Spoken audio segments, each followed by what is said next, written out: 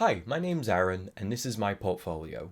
In this video, I'll be going over various pieces in this portfolio, as well as providing some further information and more insight into my creative process and also the inspirations for some of these pieces. Also, just as a little tidbit, all of the designs you will see in this portfolio, except for one created in Blender, all the others were created using Affinity Designer. So beginning with experimental projects, the first one we are going to cover is Swordtember 2022. Swordtember 2022 was a art challenge I participated in where you were given a one-word prompt daily throughout September and had to create a sword inspired by that prompt.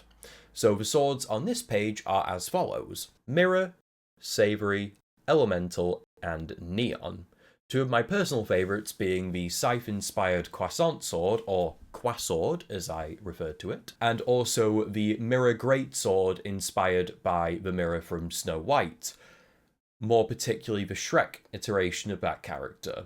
Moving on from Swordtember, the following month I participated in another art challenge called Cloaktober 2022. Cloaktober had the same rules as Swordtember did, except it swapped out swords for cloaks. And here are some of my favourite pieces coming from that month. We have Royal, Fire, Wings, and Mechanical. My personal favourites out of all of these are the Cloak of Fire, which was inspired by the jacket worn by the titular character in Neil Gaiman's The Sandman, and also the Mechanical Cloak. When I created the mechanical piece, I did struggle with ideas on how to take it because it was a very tricky one to do.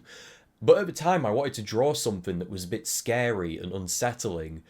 And I turned to games such as BioShock and Dead Space that utilize body horror very well to create this zombie mechanical humanoid that had been transformed into this mindless drone. Moving on to the next experimental project, we have Barrelbog. Barrelbog is a design I came up with for an art challenge where I had to create a humorous monster design in one day. He is a human/barrel hybrid monster, inspired by the lore of the Witcher universe. Barrelbogs live in basements and taverns, and on top of hills they like to roll down. With Barrelbog, I had a lot of fun making him. Mostly because with the specifications I was given for the challenge, it was basically just make it something that ends in bog, go nuts.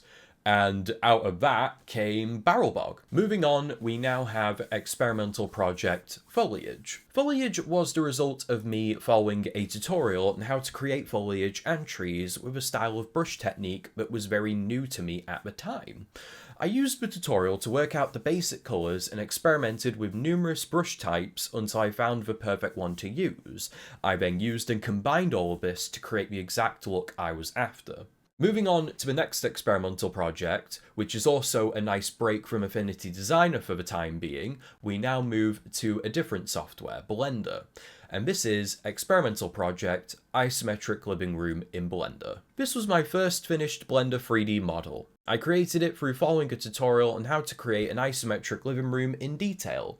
It allowed me to become more adept at 3D modelling and the numerous techniques and tools available on the program, such as loop cuts, subsurface modifiers, mirror imaging, and using different materials in order to achieve accurate colours. I enjoyed making this piece the most out of all my projects, mostly because it was a nice change of pace from the 2D digital design I would be doing in Affinity Designer and moving on to 3D modelling instead, which initially was very scary and complex, but as I followed along, I found it getting easier and easier and easier and finding myself relying on the tutorial less and less. And what came out was something I didn't actually expect to turn out so well, and yet did. So it was a very happy surprise, and for that, it's still my favourite to this day. Moving on to the final experimental project of this portfolio, we now arrive at experimental project, the Detective Storyboard. With the storyboard, I wanted to create something that was more action-oriented. The scenario I went for was a fight sequence I had in mind of a detective fighting his way through a high-rise building, and this scene in particular picks up well into the detective's story. I went through quite a lot of different inspirations for this one, from LA Noire to Clint Eastwood westerns, all the way to Judge Dredd. Now we move on to finished projects, and the first one we'll be looking at is one I called Private Investigations. Private Investigations was primarily inspired by the aesthetic of 1950s Los Angeles, much like Rockstar Games' LA Noire. I wanted to create a cityscape background that felt vibrant and alive, framing the car and the investigator to be the focus of the piece.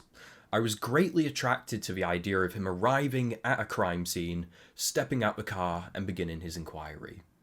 I really enjoyed making Private Investigations for a variety of reasons, because it was a large undertaking that I divided into 3 stages: the detective, the car, and the city. So I created the detective first, and then built everything else around him. After that, I moved on to the car, and the car needed to be something slick, cool. Not quite a police car, but something cool enough for a private investigator to have. So I opted for something inspired by the design of a Mercedes-Benz 300 SL from 1954. After that, I needed a vibrant city around him. However, when I created the city on paper, I realised that there would be too much background noise and it would detract from both the character and the secondary character, which was the car. So I opted for a more simple approach to the background, whilst also keeping it vibrant and alive, but still keeping the focus on the detective and his car. Moving on to the second finished project, we have Lavinia. Lavinia was my first commission project. It's based on the client's Dungeons & Dragons character. They sent me everything I needed in order to create the character, from how they wanted her to look, even to what pose she should be in. I kept them updated on the process every step of the way, and they were very happy with the final result. Moving on to the final piece in this portfolio, we have finished project, The Iron Titan. The Iron Titan is an homage to my first ever digital art piece of a giant machine peering through the window of a building, with the orange light of its eye flooding into the darkened room, which you can see on screen now and in the document in the top left corner. I enjoyed the original piece, so I decided to recreate it from a new perspective, knowing everything that I know now. I used a lot more inspirations this time around, however, such as Attack on Titan and the artwork found in the EP of Jeff Wayne's The War of the Worlds. And with that, that is the last piece that we need to cover in this portfolio video. Thank you very much for watching, I hope you have enjoyed it. If you want to see more of the pieces by themselves without the video, I will have a physical portfolio with me and also a ArtStation account in the link in the description below. And with that, thank you very much for watching and have a good day. Bye now.